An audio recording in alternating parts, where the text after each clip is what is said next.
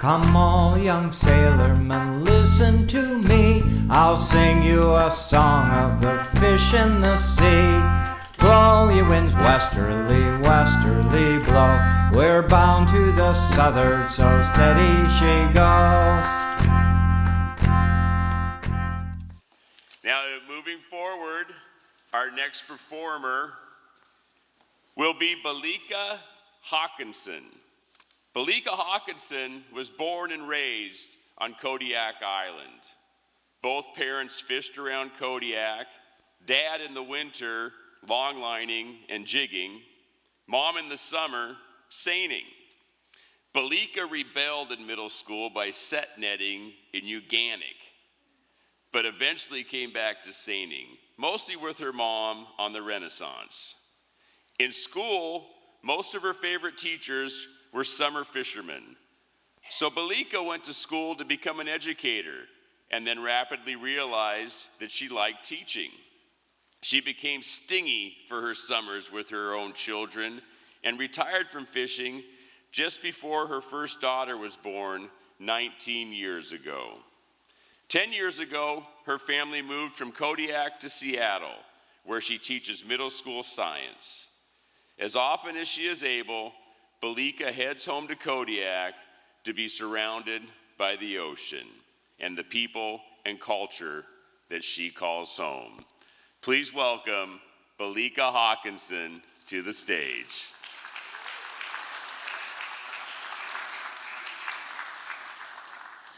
So in a funny twist of fate, I guess it's called, I also am in love with the coelacanth. And there's a really great book called The Fish Don't Exist, which is about the coelacanth. Amazing book. In another weird twist, my husband's name is Fish. Well, his name's Sven, but everyone in my town calls him Fisherman or Fish.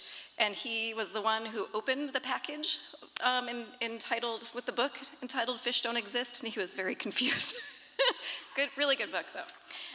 Anyways, I'm here to talk not about being a fisherman, but about learning how to not be a fisherman anymore. And it's been 10 years now since I've lived outside of Alaska. In those years, I've had time to get some perspective. I was raised by two fishermen. My dad jigged for cod on a little wooden Hansen double-ender named the Lindy II. My mom ran the salmon seiner, the Renaissance, often with an all-girl crew. As a kid, I had my choice of fisheries and fishing options, but never considered doing anything but fishing during the summer. That said, I had the fishing life figured out. The non-fishing life, though, not so much. I've been slapped in my face with my own ignorance many times. It's been harder for me to learn how to not be a fisherman than it was to become one. Let me give you a few examples. This is a tale in 5 parts. Part 1 of learning how to not be a fisherman. There were things that I learned embarrassingly late, often all at once. And I'm not talking about the little things that I learned at age 5 or so, and I'm still reminded of to this day by giddy family friends, like playgrounds are not called crab pots, even though crab pots can be playgrounds, or at least they were at our homestead in Uganic on the west side of Kodiak Island. Also, a bucket display at the local hardware store is not a good place to pull down your pants and pee. Not all buckets are for peeing in. I'm talking about things I learned much later, like not everyone has a salmon season. When I went off to college and I sat next to a cute little thing from West Virginia who wanted to be a statistician like my mom and dad, and my head went blank about where to go from there and what to say next, so I decided to ask her what she did during her salmon season. And as soon as it was out of my mouth, I realized it was a completely nonsensical question.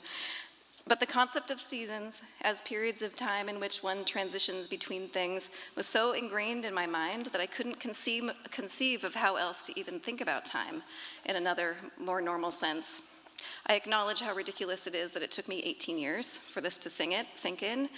Regardless, I continued to have these little ignorance awareness experiences. Next lesson that sticks with me: one does not necessarily use extra tufts to dress up an outfit. I mean, in Kodiak we did. We'd wear extra tufts to prom, and we'd wear them out to dinner. At my best friend's wedding in the little Russian Orthodox church in the village of Old Harbor, all the bridesmaids and the bride, with their long white dress, wore extra tufts. Extra tufts are an inexplicable symbol of identity and Alaskanness. extra points for shiny dried-on salmon scales. Yes. I lasted a year at Smith College, a small all-girls liberal arts college in Massachusetts. I never felt at home chit-chatting about summer camps and ski vacations. I craved the salty smell of the ocean and a broad horizon line to give me that sense of smallness that made me feel calm. I felt a sense of smallness at Smith College, but the smallness was because I was out of place and ignorant of the way the world worked, not small as a part of the land, the resources, and the community. I had no common language with the girls at Smith, and I felt clunky, disconnected, and terribly blue-collar. In my world, being blue-collar was a point of pride, but not so much in the East Coast college world. That year ended with a summer of salmon fishing that grounded me, but I knew that I wasn't going back to Smith.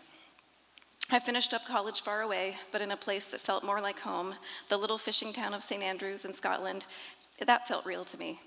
As a plus, it got out in May, so I wouldn't lose my place on my mom's boat for Reds. School buildings were intermixed with markets, pubs, and coffee shops, but I still found myself continuing my schooling, learning how to not be a fisherman. For example, dirt under your fingernails and muddy sweatpants are not symbols of prosperity everywhere you go. The posh London boy who followed me around for a while asked me a lot of questions. I realize now that he was just trying to figure me out. Aren't you bothered by the dirt under your fingernails? No, I was gardening. Aren't you going to wash your hands? It hadn't even occurred to me to dig the dirt out from under my nails. It was my second year at St. Andrews. My girlfriends and I lived in a sweet little flat down by the sea with a spacious yard. I gleefully grew herbs and weeded to keep myself busy, to connect with my home and my land and do what I always did, grow stuff, make stuff, be self-sufficient. I was intending to keep getting my fingers dirty, so why bother with the nails? He stared at me intently as I struggled with figuring out how to respond, and I think I tried to explain my reasoning. I don't remember, honestly. Eventually, I stopped answering his calls, avoided his pub and his posh London accent and his probing stares and his questions, and I realized I didn't want to understand where he was coming from. I found my people eventually. They were the locals, the brick mason, musician, the down-to-earth Scots, the international students, the gravedigger who spent his time birding, the Bosnian refugees. We weren't outcasts. We just weren't bothered by a little mud under our fingernails. In my journey to learn how to not be a fisherman, I realized that there are certain lessons that I'm glad I learned early. My mom worked very hard creating a sense of family amongst the 4 crew members on her 52-foot seiner. 3 months on a boat with people who understand each other and enjoy being around each other was the key to sanity for all of us. I wasn't about to unlearn this lesson. Chapter 2. There are things I find myself unlearning slowly without even realizing it. Things like, it occurred to me the other day that when I need a screwdriver or a knife, I have to dig around for them. I was always tripping over them in our Kodiak house.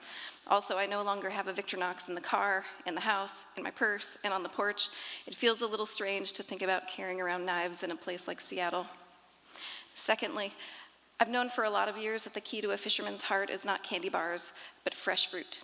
Soft ones like nectarines or cherries that don't travel well. When I was the boat cook, I guarded the fresh stuff fiercely, shook my head at the greenhorn who tossed perfectly good wrinkly carrots in the bin. I was visiting friends at a set-net site in Uganic a few years back. I'd brought a big bag of fresh stuff, as usual, and while cutting strips of red peppers for a salad, I looked over at my friend Erin, picking the pepper tops out that I'd thrown in the compost bin. Perfectly good pepper bits. I had a flashback of myself doing the same thing with the greenhorn on the Renaissance. Apparently, 3 years in Seattle had turned me into a greenhorn. I'm sure I'll keep realizing the ways that I'm secretly and slowly changing, but the last thing that I seem to be slowly unlearning is how to handle the booms and the busts. As a kid, a poor fishing year would mean that we'd live in the bus that we drove from Kodiak to Costa Rica for those precious winter months that we got off the island. A good season would mean we would fly. Now I get paid once a month. Whether I have a week where I do some awesome teaching or whether I prove a complete failure at discipline, that week does not change my paycheck. We plan our vacations like the rest of America, based on when we feel we can afford it, not a mentality of, I have to get off the island, I don't care what it takes.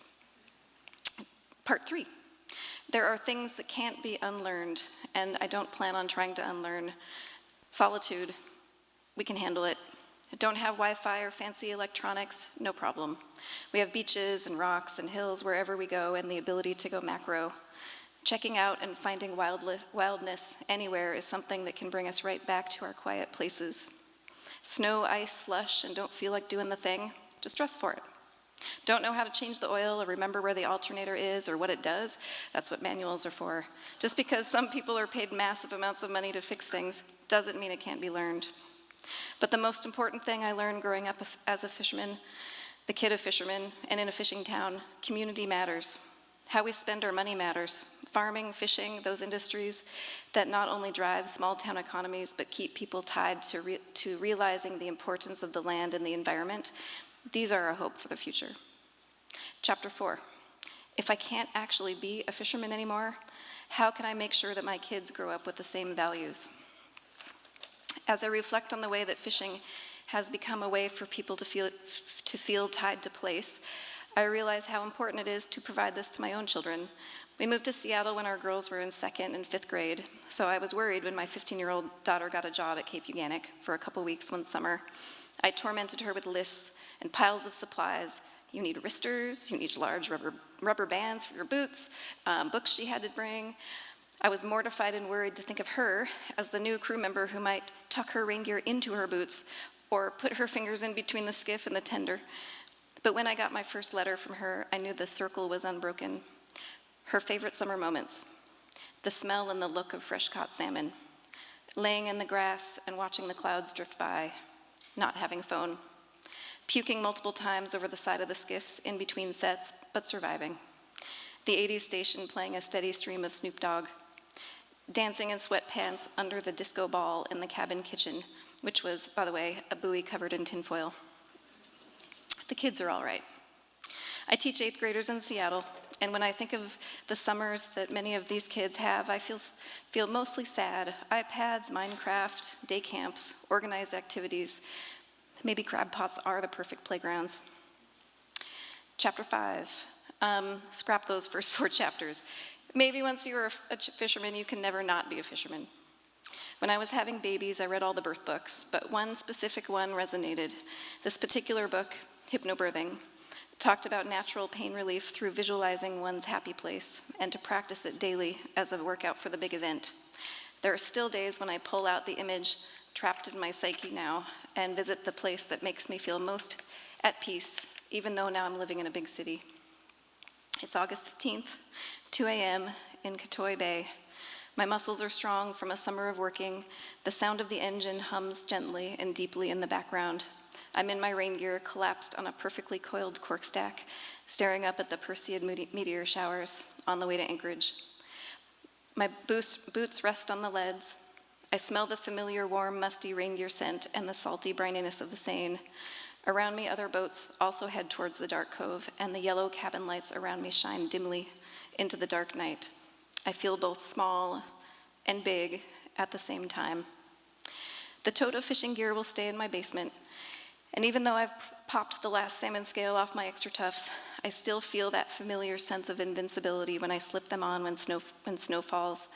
Because even though I'm no longer a fisherman, those lessons about life, nature, and community are a part of my story, my values, and that's what counts.